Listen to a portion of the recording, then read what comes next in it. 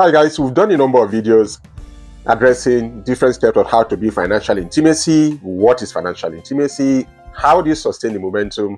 What do you do when you have a setback, that pulls you away from your financial goals or your financial intimacy? How do you bounce back? We share some of our own personal stories, so you may want to look at some of the videos we've done and kind of glean through them and kind of binge watch them, whatever works for you. Today is about answering questions. We'll be having some questions, and some of these questions have been persistent, and we just thought, let's just address this one. This one is about joint account. What do we think about joint account?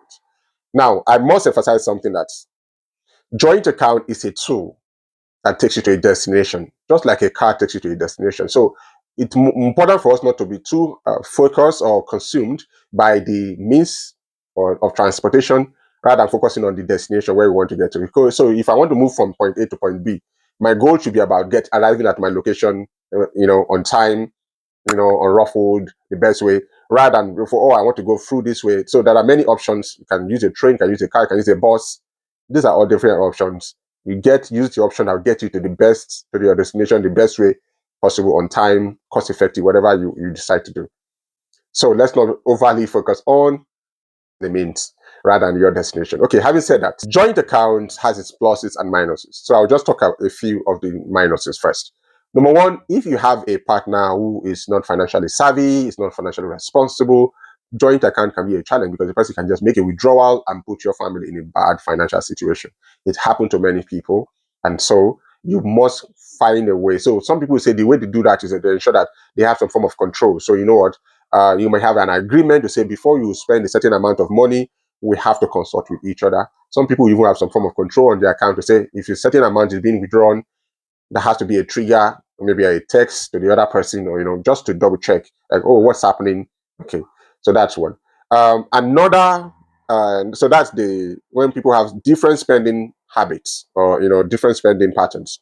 So another is some people feel that there is a loss of financial control. They just feel like, oh, you know what, my partner have to double check and see everything I'm doing. They see want some form of independence. We will have a joint account, but they still want to have their own. Nothing wrong with that. You can have a hybrid situation.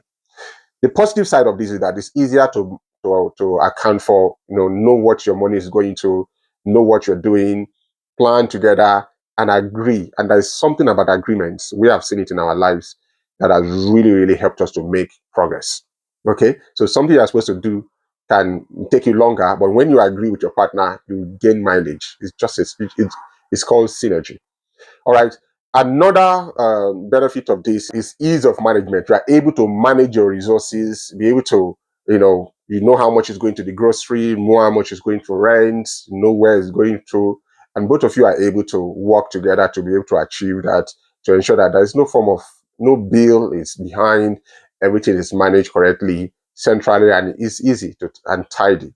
Okay, it's easier for you guys to work together to achieve. So, maybe there is a goal, maybe like you want to buy a property, for example, we can put the money together.